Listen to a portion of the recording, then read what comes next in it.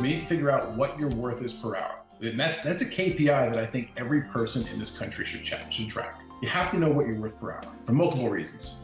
And it's real simple. It's how much money did you make last year divided by 2080 equals your worth per hour. And 2080 is approximately working a 9-to-5 job, 5 days a week, 40 hours a week. And as a business owner, you and I both know that you're probably working more than 40 hours a week. That is Tomas Keenan talking about one of the many things that we need to pay attention to when we're focused on the business of our business as coaches. Just because you're a great coach doesn't necessarily mean that you are a thriving business owner. So join us as we talk about the business of coaching.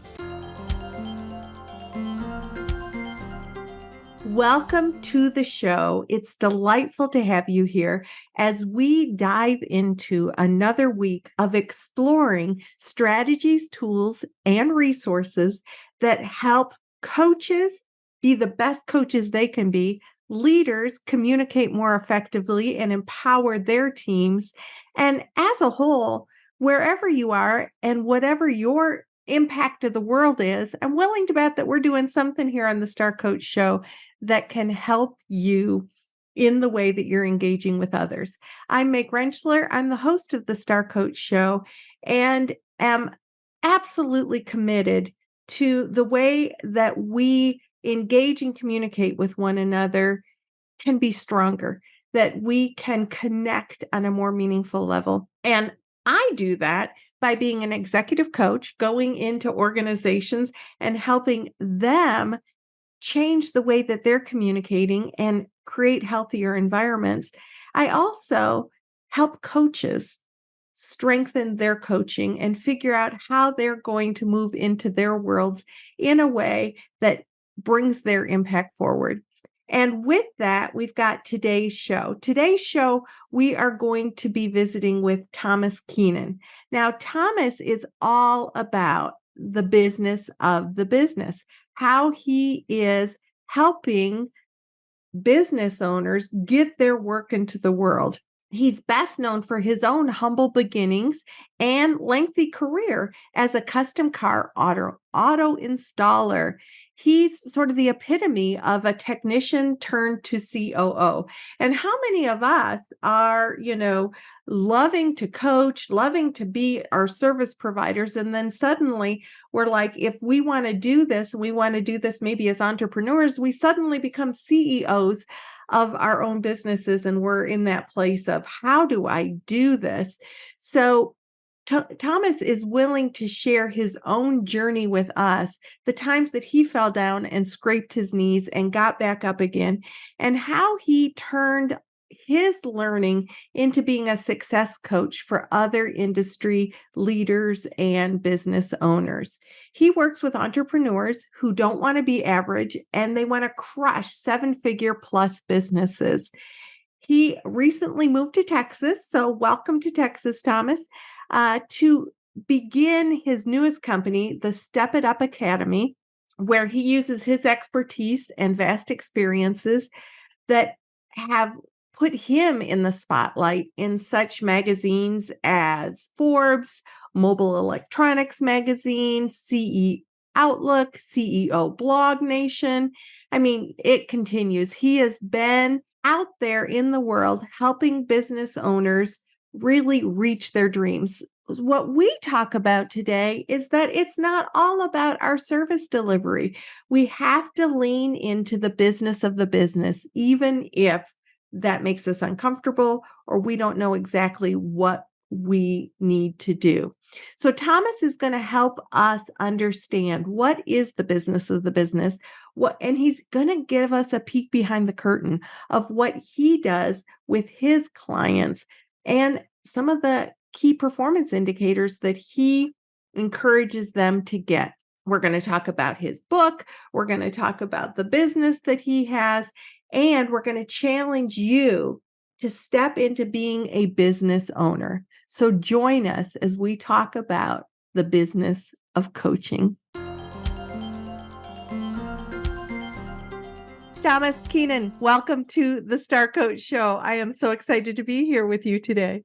Hey, Meg, this is awesome. I'm really excited to be here. And it's one of those things that I just love to do, to give back. We all have these experiences in life and business. And if we can have a conversation here that's going to positively impact one person, then our time here today is worth it. Excellent. And I know that it's going to be even more than one. So there you go. It just multiply that by many. So as a person who began being a business owner in your late teens, you've had lots of experience in what does it take to be successful? You've fallen down, you've scraped your knees, you've gotten up, you've moved forward, and now you're at a place where you help other business owners thrive. But we're going to start with that place of, how did working with a coach help change your life as a business owner? Sure. Working with a coach changed everything for me. I'll give you the brief version of it here. My first business I had for 5 years, and I was a great technician. And I come from the car audio industry. I worked on cars. I was a custom fabricator. I built cool audio systems, and I loved it. And it got to the point where I was a great technician, but I knew nothing about running the business. And I had this mindset of, yeah, I just built this business and magically people are going to walk in the door. Magically people are going to buy things and spend money with me. And this is going to be a thriving company. And I'm because you knew you were good at what you do. I thought that was all that was needed. Right. And that right there was probably the biggest life's lesson, was just because you build it does not mean they're going to come. And it took me failing in that business after 5 years and going back, work for someone for a couple of years, get back on my feet, learn a little bit more about life, a little bit more about business, a little bit more about how to interact with people in certain situations, with your history and whatnot. But the way that I've always worked is, I'll go and work for someone for a couple of years, and all of a sudden I get the itch back to go work for me again. So the itch is coming again. I just recently was married to my wife, and I said, you know what? I've got to do it now. I'm young, I'm newly married, I don't have kids yet. Now is the time for me to go ahead and go with try number 2. And I did it. And for the first 5 years, I made every one of those mistakes over again. The blessing, and the only reason that I didn't fail miserably again in the second company, was the fact that I had a business partner in this one. And he was strong-willed, hard worker, just like I was. And we just made things happen. And the way that we made things happen was, hey, we're just going to work harder. The problem with that is it only goes so far. And you're not necessarily working smarter. You're just working harder. Yeah, no, there was no smartness to that whatsoever. So I'm a huge firm believer in life-altering events, right? So getting married, having children, maybe a loss or a death of a loved one. There's certain things that happen to us in life that trigger us or cause us to pivot, and we have to, because things change, our perception changes. So one of the main ones for me, my wife comes to me and says, "Hey, I'm pregnant. We're bringing a child into this world." Okay, great. This is something that we planned. We're trying for it. And it was, all right, no big deal for a couple of weeks. And then I think about 3 weeks into it was like, oh my God, like, we have a child coming into the world, and I'm going to be a responsible father, and I need to take care of this kid. And if I'm going to basically show up and be present for my daughter's life, I can't be working 20-hour days. Okay. So that working harder was no longer because you wanted other people in your life and other events to fit in, including those adorable, when we have an adorable child. Yes. Yeah. So I took a step back and I said, all right, well, how do we fix this? Because if it had to do with the installation of the technical role of the job, I don't need help there. I have that. I have it figured out. We're really efficient at what we do. We're good at what we do. However, the backside of business, the operations side of things, the structure, I have no idea what I'm doing. So let's go find someone who's been here, done that, and see if they can help us. So I went out and I started using the good old Google and just searching local people in my area at the time who would basically facilitate or be a business coach or a mentor of some sorts. Found a couple of different gentlemen, walked through a couple of different processes with them. We chose one gentleman named Richard. We worked with him for a couple of months, and he actually was offered a job as a full-time CFO at a large organization, and he took it. And he said to us, he's like, "Hey, I love working with you guys, but I just got this really amazing offer, and I can no longer do this one-to-one coaching with you." It's okay. I understand that. And I respected him for coming to me and with very open, direct communication as well. Oh, it's funny. That's one of the values that has carried on with me for many years since then as well. It's one of the things that I believe in, is open, direct, authentic conversation with clients, with family members, guests on my podcast, the whole 9 yards, right? Any conversation has to be open, direct.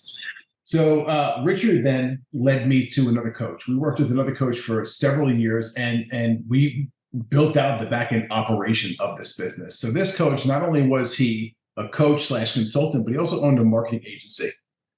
And he helped us dial in what we needed for sales, for offers, for back end systems, for project management. All of these things that were new terms to me at that point in my career. And I started to basically step back and see, oh, wow, there's a lot of power here. And then what the skill set that this gentleman was transferring over to me also applies to many other industries and businesses. And that's really what kind of intrigued me to go down that rabbit hole even deeper. Excellent. As you were talking about, I was a great technician. I knew what I could do. It's sort of like, if you only knew what I could do for you, you would be here lined up for my business. However, that's not the case. So just because you're a great coach, let's say, and what I hear from coaches again and again is, Meg, I love coaching. I love the transformation that comes from coaching. I just want to hang up my sign and have people flock to me. Well, yeah, I would love that for you. However, we really have to pay attention to the business side of business. And you challenge your clients to do a deep dive into their ops. And that's what we're going to talk about today. We're going to talk about how, as a coach, as a business owner. Now, I get that not everyone who listens is a business owner. Some of you might be internal coaches. Some of you might just be doing something on the side. But I promise you, what Tomas has to share, you're still going to want to think about, because life changes, things happen, and this information is just key in what do you need to be aware of and be thinking about and be intentional about in your business. Yeah. So let me throw it to you. Where do we want to start with this whole concept of challenging around the operations? Yeah. So you're 100% right. This is something that applies to people. I don't care if you're a business owner, you're an entrepreneur, or what your case is, whether you hold a position in a company. This is something that you can do for yourselves to figure out, A, where do I stand? And what do I need to focus on in order to be more productive, AKA make more money, right? So number one is what am I worth per hour? And the really simple, basic calculation, I run all my clients through this. And when they come in and they start working with us over here at this organization, we run the clients through this. And I don't care if you've done this before, 5, 10, 15 times. No, we're going to do it again because we need a refresh. We need a reset. So the first thing is we need to figure out what your worth is per hour. And that's a KPI that I think every person in this country should track. You have to know what you're worth per hour, okay? For multiple reasons.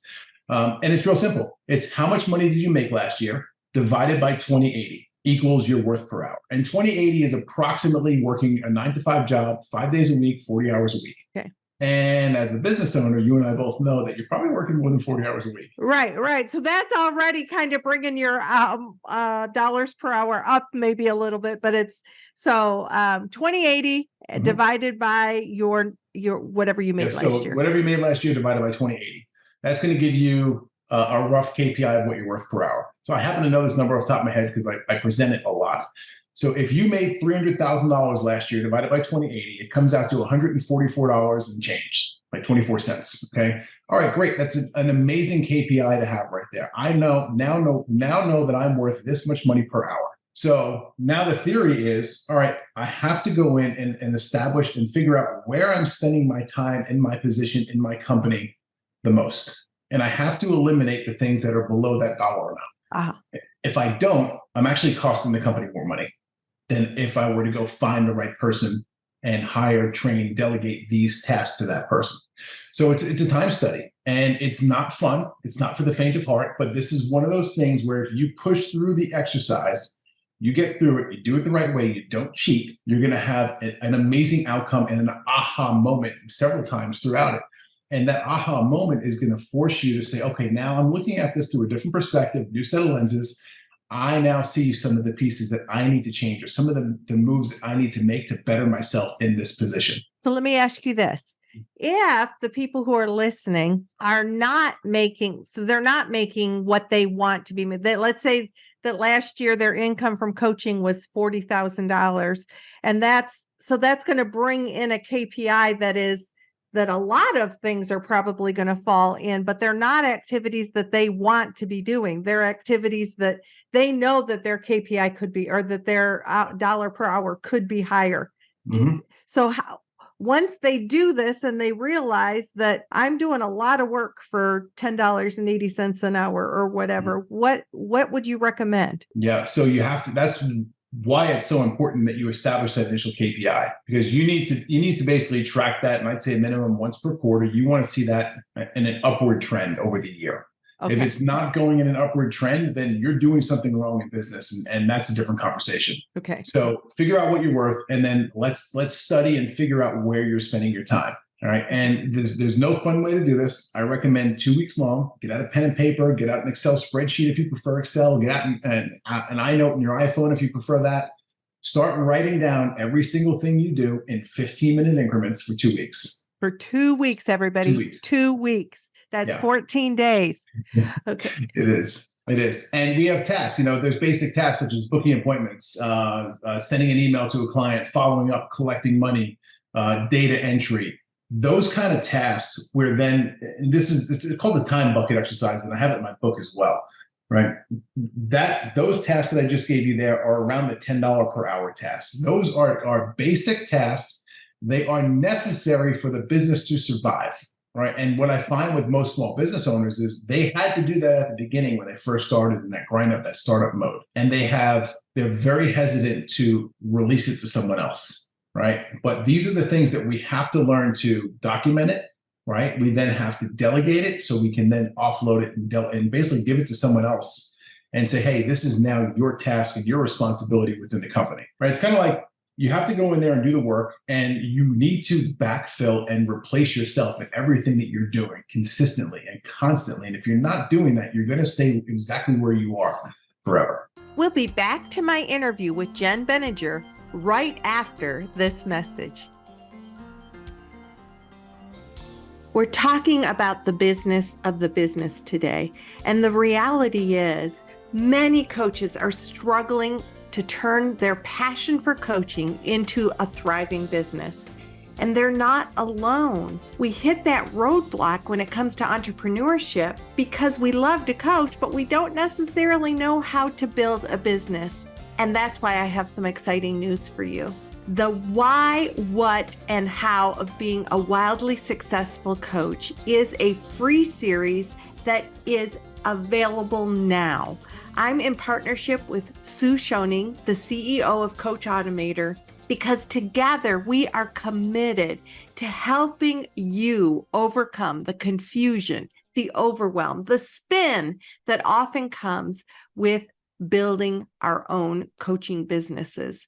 In this series, we are providing a clear and actionable path forward. You'll not only understand the why and what of enrolling clients, but we'll also give you the valuable how. We want to equip you with everything you need to create a thriving coaching business.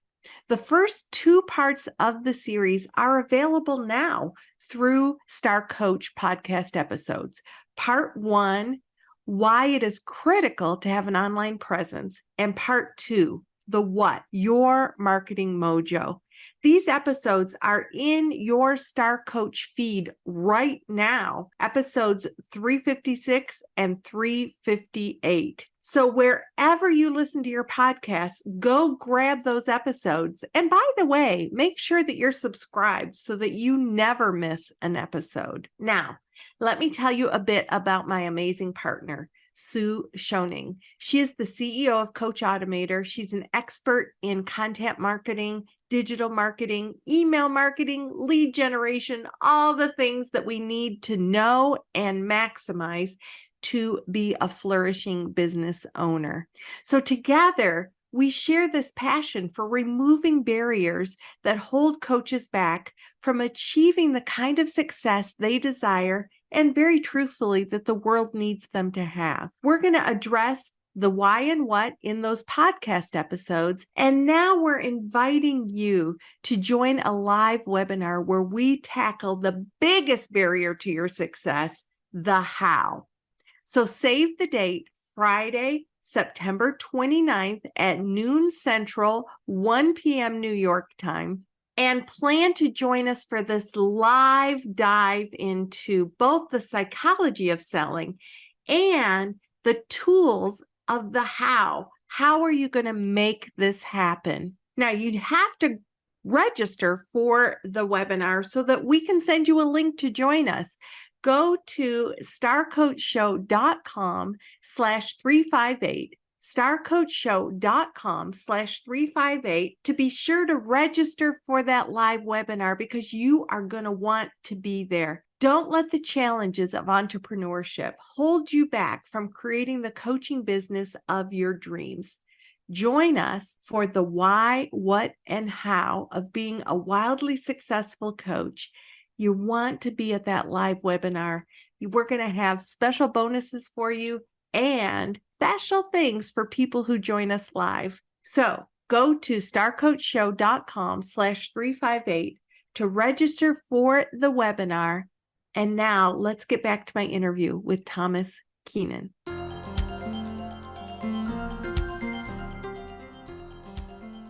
So as you're documenting every 15 minutes, you're going to start seeing that I just spent an hour doing a social media post that took me forever because I couldn't figure out how to do it when somebody else could have. It was their genius work. They could have got it. And so I just spent $144 doing one social media post. Right. So for me, like what I've learned from it very quickly is I understand the importance of bookkeeping because of all the businesses that I've owned and operated in over the years. I understand the importance of bookkeeping.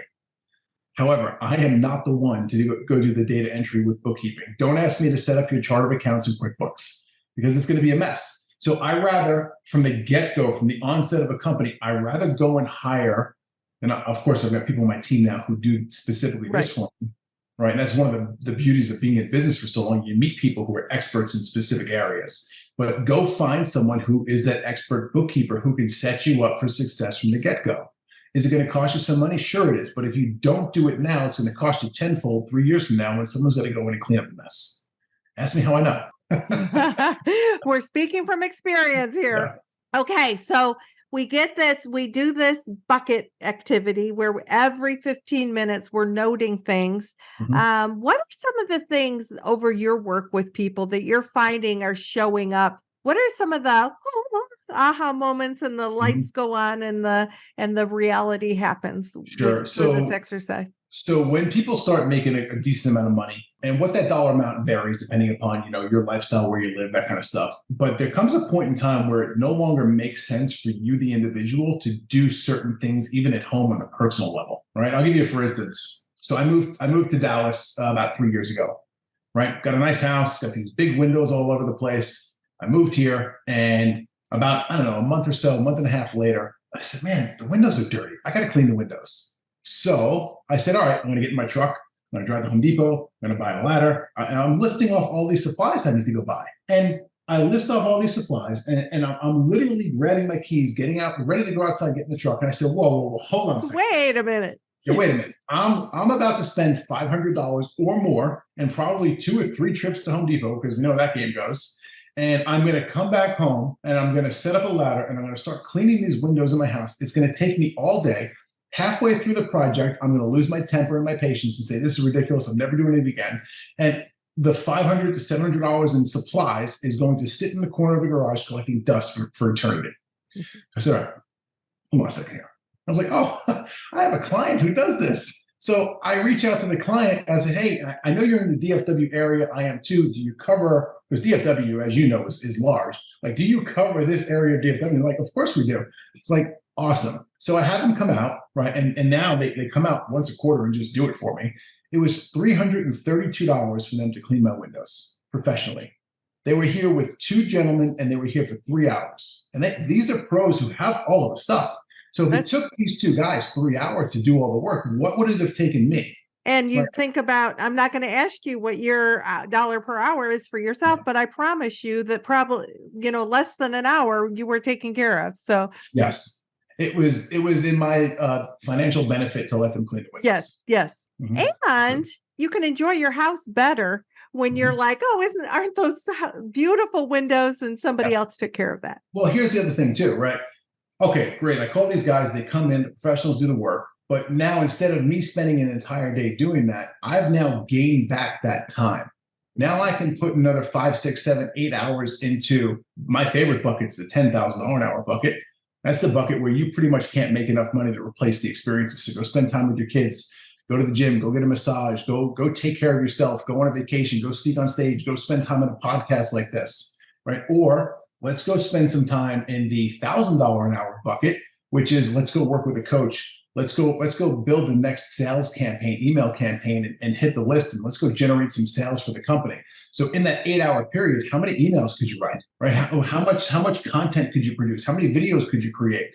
How much marketing material could you put together in a full 8-hour day that you can then repurpose for the next 3 to 6 months? And that also brings income into your company. Exactly. So, yeah, it goes way beyond the $332 that it actually cost me out of my pocket for this company to come in and clean my windows. Plus, I just happen to believe that that's kind of what makes the world go round. You allow other people to do their genius work. They get their income. You make your income where you're supposed to be making your income. It's just kind of the connectedness of the world. So good on that as well.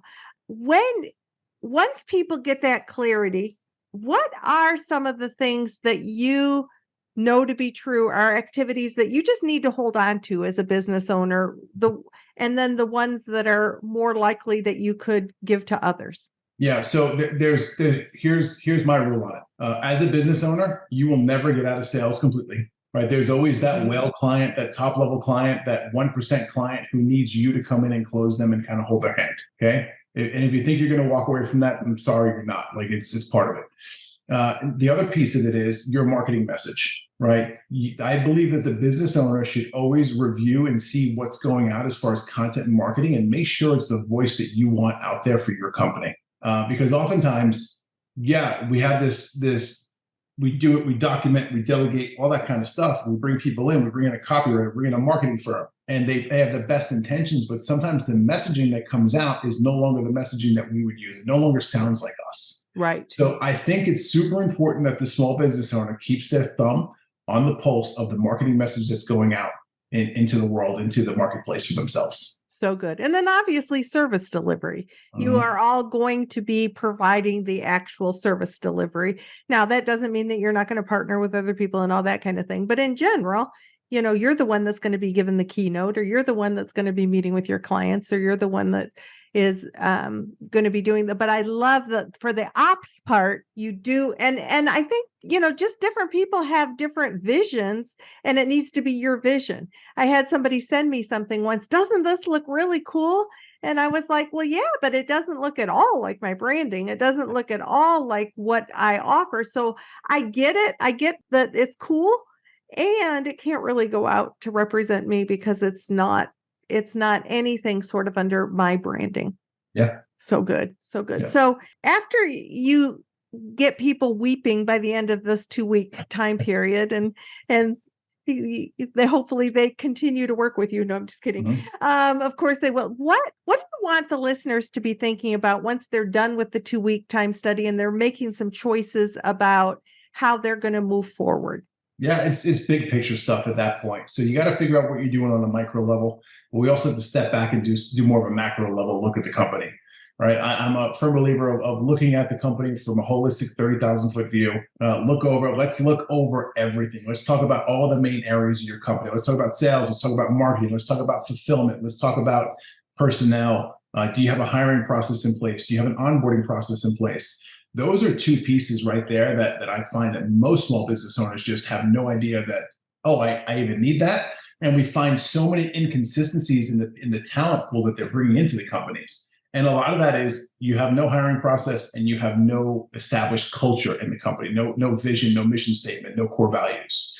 So how do we insert and instill those into the company as well? But before we do that, let's take a look at this 30,000-foot view of the company and look at all the main areas. Let's see what's working. Let's see what's working well. Let's see what's broken. Let's see what's missing completely.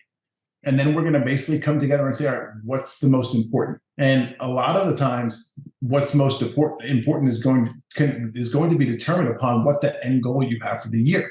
So what are you trying to do here? Right? And from a small business owner's perspective, a lot of guys are like, hey, well, I want to hit the elusive 7-figure mark. I want to be $1 million a year gross sales company. Okay, great. Well, where are we now?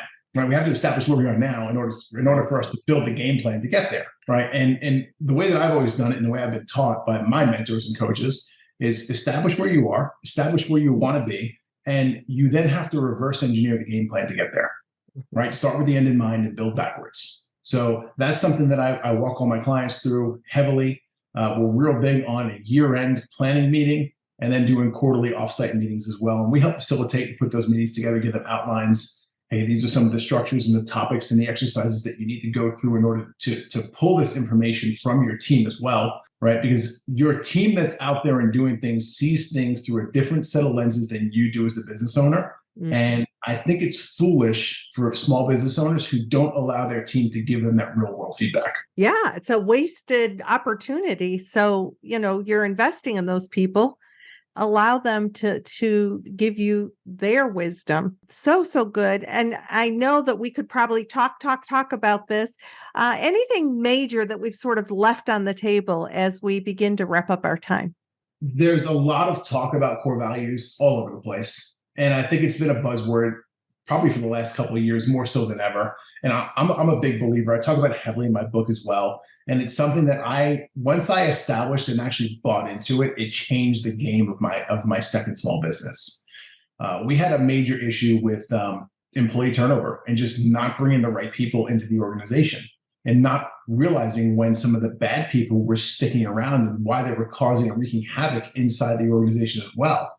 Once you get clarity on those values and you start operating by them on a daily basis, that changes everything. And it's scary, right? It's a lot of work to get the values established. It's then even more work to constantly drill your team and uphold the standards and the values that you've established. But one of the negative parts, and it's negative in the short term, but it's positive in the long term, mm-hmm. is that when you establish core values correctly in a company, I find that you're going to have attrition, and usually at the higher levels within the company as well. You're going to have people who leave because they actually don't agree with the values that you've instilled. And yes, it's difficult at first, but it is one of those things that is necessary and is going to help you grow overall, but it's going to take some time. Right. And it's one of those doing the short-term sacrifice for the long-term gain. But it's hard to see sometimes when you're anytime we operate out of scarcity or fear, it's sort of hard to see the picture beyond that. So good. Now, you've talked a couple of times about your book. Tell us the name of your book. Yeah. So it's a 4-letter word. It's I know it is. Your business. I wrote the book in June of 2019.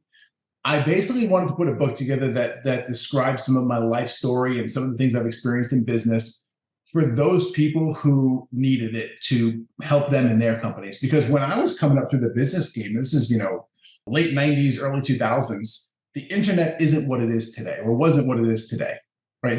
I did not have Google at my fingertips to go and search and look up in these things. We didn't have Facebook and social media to go into Facebook groups with other small business owners and learn from them.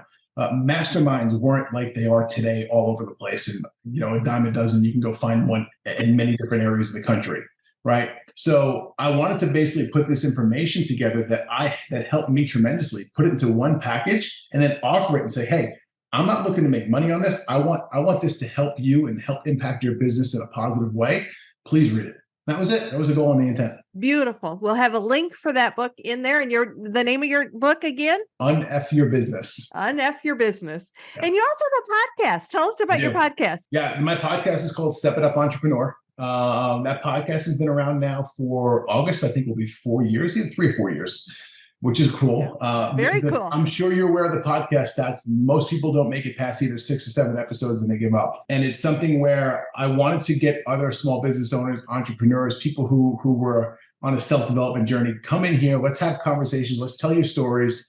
And again, let's give some information out for free that other people can use and roll out and implement into their own lives. And I love that. That's exactly why I do this show. So Thomas and I immediately clicked when we first talked about him coming on the show.